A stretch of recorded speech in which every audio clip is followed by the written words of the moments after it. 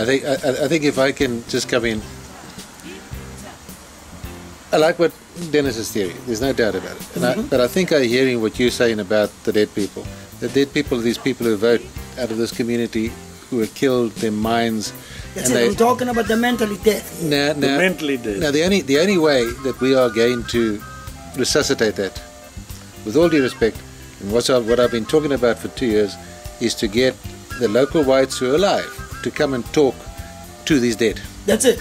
Then we will be able to achieve. And I've looked at Denis's things often. I believe that what we've got to do, with all due respect, is to start a whole complete political movement around the principles of what Denis is talking, so that we have a political party with the aims and objectives of, if we get into power, creating that environment for the people. Because this black community, this dead community, is ready for it. When Bheki talks about the DA is making inroads here, I sat with a group of my guys in Orlando East yesterday. Do you want to believe me that 6-8 guys in the Shabin, our age, are all talking about voting DA? Because of, but in next year they'll vote ANC again, because we, the Live, are not doing anything to support the movement that is happening, not even the DA. And what happened with the Jacob Zuma ANC election last time is that as soon as the opposition attacked the ANC and attacked corruption, even you as a DA member will end up voting for ANC because of the attitude that the opposition attack the liberation on. We mustn't. That's where Cope and DA lost. They could have taken the ANC in the last 2009 election. But as soon as Zille and Cope attacked Zuma, those same 6 guys... I must say, I mean, listening to you two guys, I'm realizing, I know what's in my head, and I'm really realizing that it doesn't easily come across. I've got to spell this out so much clearer than I have. You're really helpful to me to saying that, yes. But I very much stick to the point. I'm just going to, well, I'm not going to try and give you a whole huge, big lecture here now. I'm giving you a little lecture. Here's a graph of the world, right? Here is the dawn of time. The beginning of time is over here. Yes. Here's modern times. Yes. 2010. The end of time. No, today is not the end of time. The dawn of time. Power, relationships between people, power was how strong you were. If you were the strong guy, yeah, right at the beginning of time, if you're a strong guy, you hit the other guy in the head with your stick, and then you dragged his woman off to your place, and you had her. And that was the dawn of time. Politics has since then been getting more and more, it's moving all in the same direction, up all the time. It's moving away from the strong towards the many. So all of politics, forever, has been moving bit by bit with big gaps and bumps and stuff, not smoothly, in the way away from, if I'm strong, I rule you, to a situation where we work out rules between us. That's where we've been doing. Now we get up here to let's say 2010 is here in the middle, right? We get up here and we're like this, and we're a democracy now, and we're very proud. We say, isn't it great we're a democracy? And we say, it's wonderful, it's all fair, because we can all vote. And we think the job is over, it's finished. I'm saying, no, we've come up to here. The rest of time is still coming, and we've got a much higher places to go. Maybe the end result is up in the roof there somewhere. But the next step, the step I'm talking about now, is quite one big step, which makes the rule of the people actually mean you make constructive, real choices about whether you have...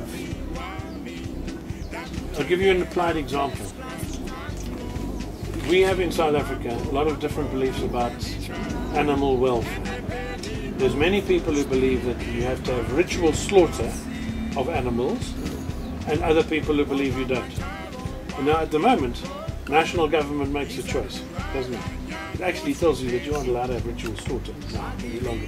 This is a thing you would surely complain about. I'm sure you have complained about that, right? I'm saying, why shouldn't the people who are interested, who are concerned about whether you're going to have a slaughter here, why shouldn't they be able to make that choice? No. Why? They're dead.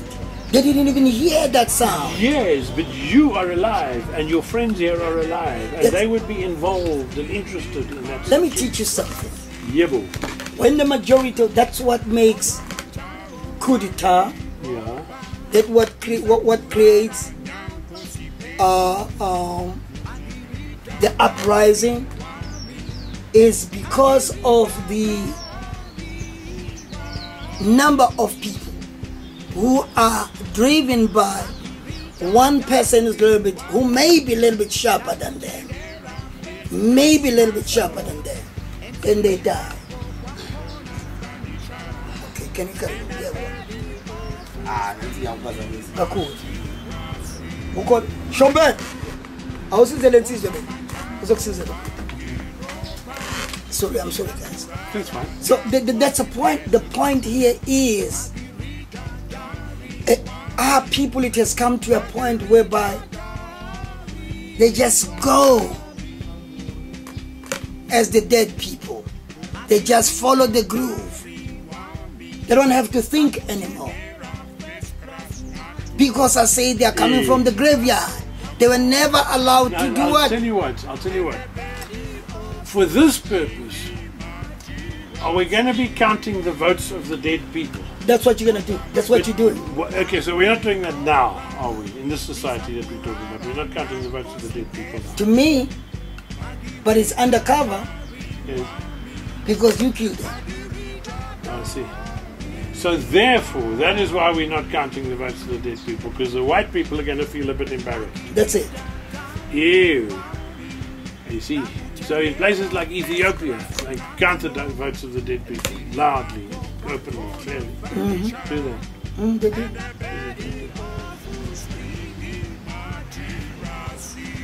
Are you hell of helpful to me? Let me have a look at your thing here. Let me have a look at your thing here. Let me have a look at this. But come in. Denis's concept is good, and it's very nice. It's very cultural African, really. If we take it down into the rural villages, will be. But what we need to be doing is selling the concept, as much as Timber's head is almost there, as the African answer to an African problem, because that's what's missing in... It certainly would mean, I mean, the only real difference here between me and Bheki is this question of the dead. Because I haven't known a system, and I don't think it's because I have a guilty conscience as a white guy, which is in his mind. I haven't actually known a system whereby you can count the polls of the dead. Okay. I think what he's saying is that a lot of the dead are alive, but they're dead, but they still vote in ANC. So we're talking about a community that we depressed and are equal to the dead. The general... These are the dead that died over the last 300 years. Yeah. We killed them. We killed them by the way we treated them. Natural death. We killed them by the way we treated them. The system. The system killed them.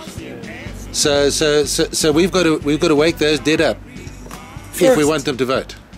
First. Yeah. So they need doctors, I like this. psychologists. Man, there's a lot of work. They need to be fed. They need to eat right, to think right. Before they think Denis is... But even now... making any sense. Even... I just want them to have a choice. I don't need to necessarily be philosophers of the system. I just want them to have a choice. A choice to state their case. To state their case in an effective way. If they have that full choice, free choice, it's an effective foundation. It takes place in an effective context. Accepting That's all I'm asking for. Accepting that, the dead will just hear the comrades and they will follow. No, well, they won't. No, they will, because they don't understand your choice. It doesn't matter, they don't need to. If they have enough... I want to take a little interesting example. It's much easier if you think of your typical little village, your typical little dorpie, and your typical little township outside it. Take Ventersdorp, this really tough one. Ventersdorp is quite a neat example, where Terre Blanche lived. There's little, quote, white Ventersdorp. It's not white any longer, but call it white Ventersdorp. And outside is a village called Ching. Ching, like Ching. Chinese. It's like Chinese. That's right. It's funny. It's a Sotho name, or Tswana name, Ching. And these guys, they're few, they're relatively orderly, they're nearly broke but not quite broke. They haven't got a lot of jobs. They've got some background, there's accountants amongst them and lawyers and people. These guys, Ching. From Ching? No, from Ventersdorp. Okay. Ching, there's also some accountants and lawyers, but basically nearly everybody in Ching has got nothing to do. There's hardly any work. They used to work on the farms, they don't work on the farms any longer, everybody's just living on welfare, there's nothing else. So I'm saying these two communities as it stands now, they have nothing to do with one another, they have no interconnection with each other, they're both going broke, nobody's happy. I'm saying when you have a society where you invite this lot, you say, come, you can now decide what you want to do with these guys. There's few in Ventersdorp, there's many in Ching. Let the people of Ching be able to use their votes for anything. Let them use their votes to say, we want to take the houses from the people in Ventersdorp. They've got big houses. We have many people, we have small houses. Then let the people in Ventersdorp argue it back. Say, look, if you come and take our houses away, we're going to go away. I'm going to go away and then I'm going to take my butchery with me. Or I'm going to go away and then I'm going to take my transport company with me. Then some people in Ching think, hey, listen, it's not whether that they'll just listen to the comrades. They think, geez, if these guys go away, I'm going to be worse off than I am now. So some people think, no, let's make a plan with these blokes that if they provide more employment, or they'll provide better wages, or they'll do joint activities to create maybe a brickworks or something, we will rather support their party. Now, all over the place there will be different people hearing different reasons to support different parties, and they're expressing it at a polling booth on their own in private. They're not expressing it in front of the comrades. They're expressing it in a context where what they say matters. It can actually make change. And if the whole of society works like this, you're working small people in a small environment, they also can vote in their bigger environments, the region, the province, also vote in the nation. All these places, they have impact on what is happening to them. Hey, you're looking so doubtful. But my point is that as the basis of a society leads you to good, reasonable conduct all the time. The ordinary person is a reasonable person. The ordinary representative citizen, the mama with a mealie stand, is a more reasonable person than a politician with an ego and an ideology. Just come Put the power in the hands of the ordinary people. I'm supportive.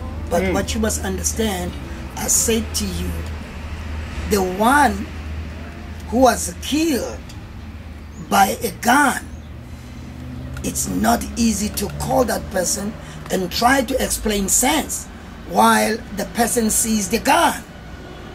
Are you with me? So I'm saying to you, if you talk Ventersdorp, let us look at how was the treatment. Now it begins to look like the Ventersdorp, it's been oppressed by the system in place, not to run wild, not to kill as they would like to kill. I know you're just using that an example. I'm using it as an example too. I'm still supporting the statement of the living and the dead, and the one who just rose from the graveyard. Are you with me? How much trust must that person have to the killer? Wait,